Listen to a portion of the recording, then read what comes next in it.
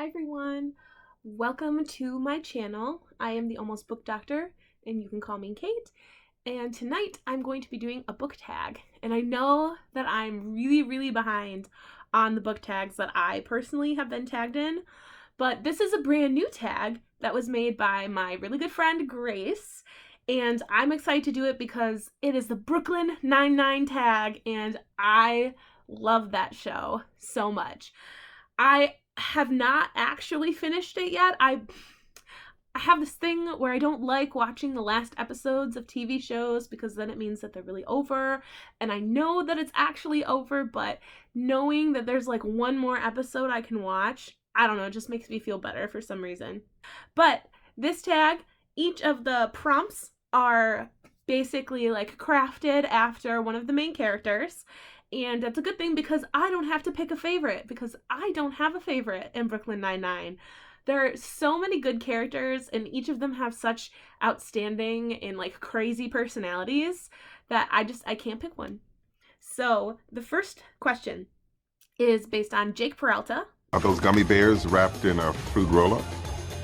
Breakfast burrito, but yeah. And that says, name a book or a series with amazing humor in it. Now, I should pick a Terry Pratchett book because you can't really beat Terry Pratchett when it comes to humor. But I just read this really good book. It is economics and it's satire and it was wonderful, and it is called Orconomics. And you should all check it out if you have not read this. It's hilarious. There's like a sort of D&D aspect to it, but all of the fantasy that is played out in that, like the questing and defeating goblins and dragons and all that kind of stuff, has all been monetized. It is all part of their economic system. Like there's guilds and things like that, but there's also a whole like insurance based off of giving you money after your town has been like burned to the ground by dragons or run over by orcs or whatever. It's just really funny, and I thought it was really creative. It excused the barking because my dogs are rude. But I love this book. I can't wait to read the sequel. The sequel is called Son of a Lich, which I think is just hilarious. And then the third one's going to be coming out this year.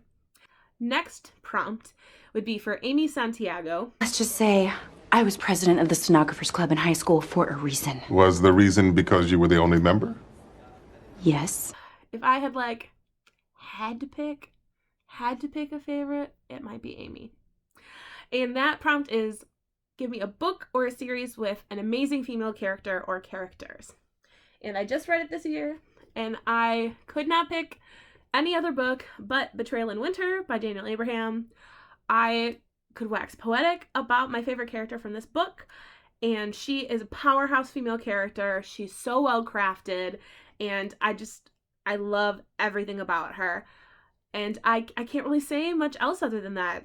And I'm just going to continue the propaganda of, if you haven't read The Long Price Quartet, you should. Next question. Rosa Diaz, who, oh gosh, how do you not love Rosa? I've only had Arlo for a day and a half, but if anything happened to him, I would kill everyone in this room and then myself. And her prompt is a book or series with a great mystery. And this might be kind of a weird pick for me. I haven't really talked a lot about middle grade books because I don't read a lot of middle grade now, and I guess I don't put Harry Potter in the middle grade category. I just wouldn't.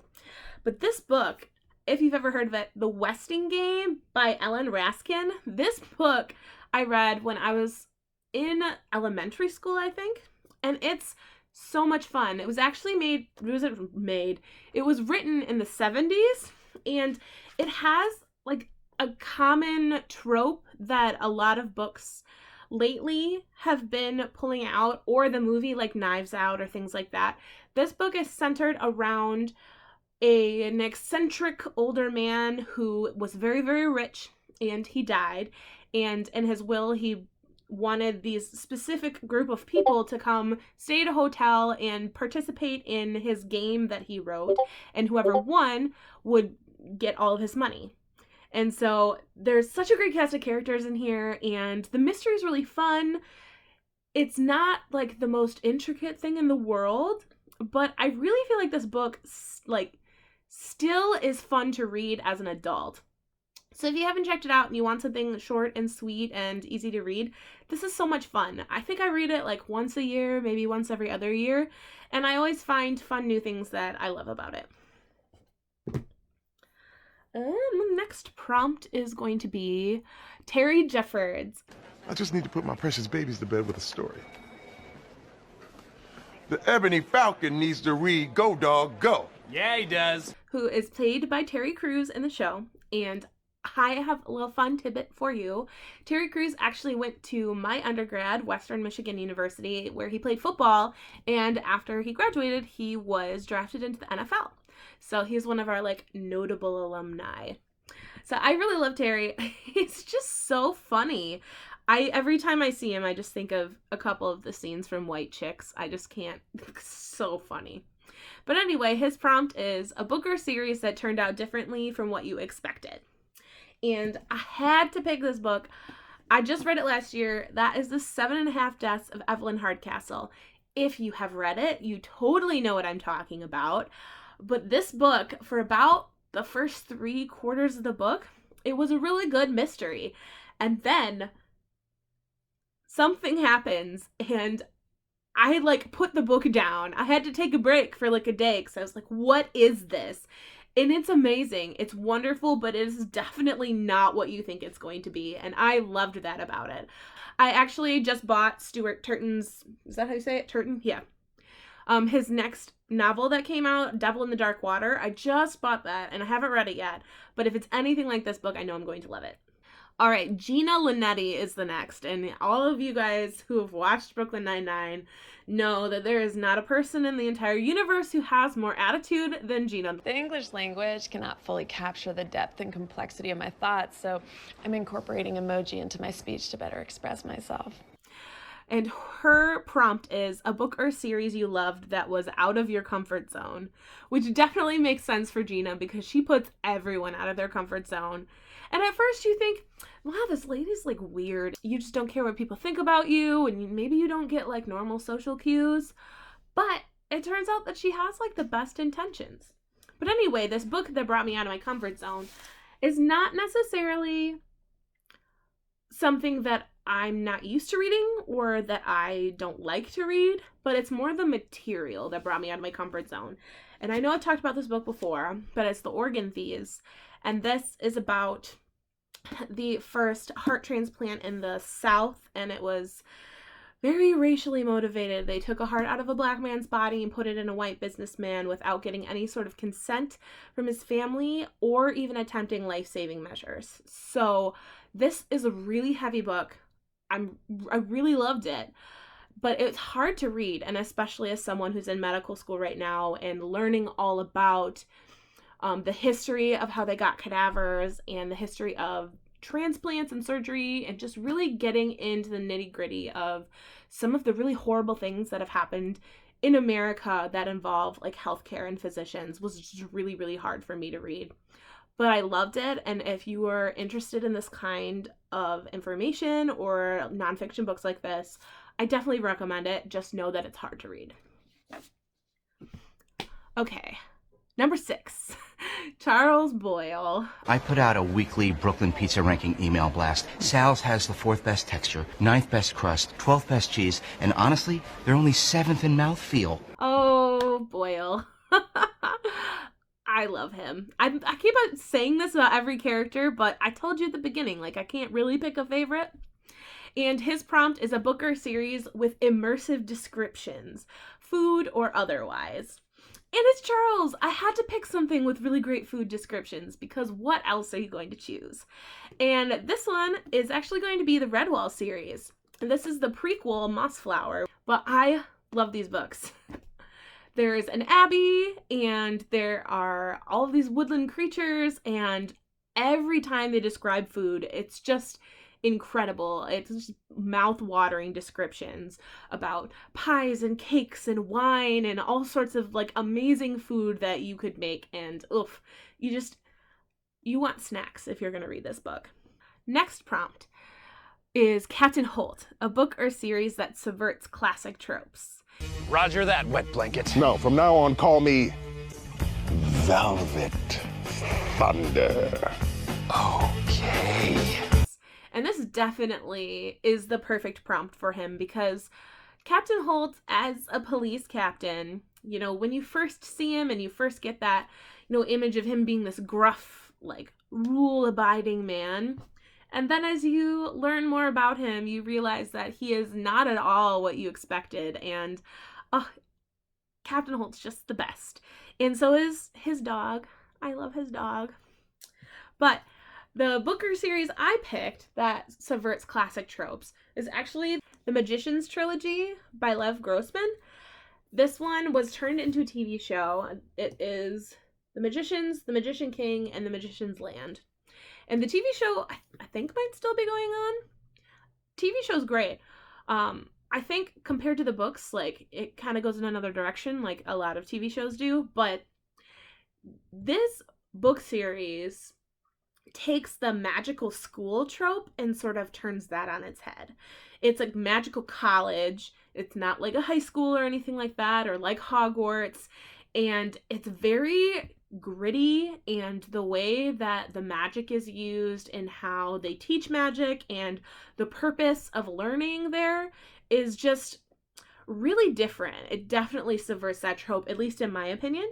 Definitely read The Magicians if you're into the magical school thing, but you want something kind of new and refreshing. This is definitely a more like dark, but I don't think I'd classify it as dark academia. Okay. Number 8, Hitchcock and Scully, a book or series that made you want to sit in one place until you finish it.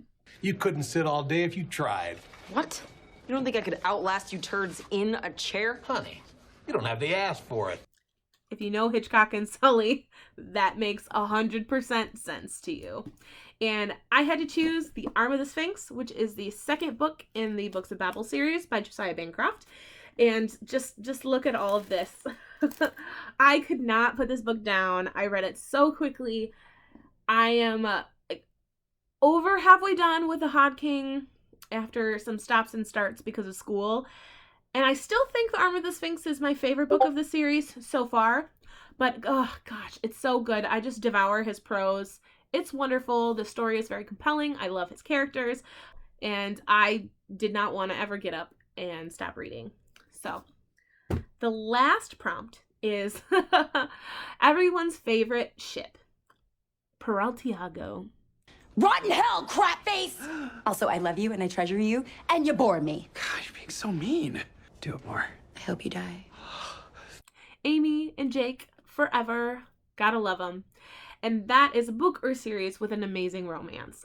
And when I was actually like looking for this prompt and trying to figure out what I wanted to pick, I realized that I don't know many series that I would choose where I think there's actually like an amazing and healthy romance in it.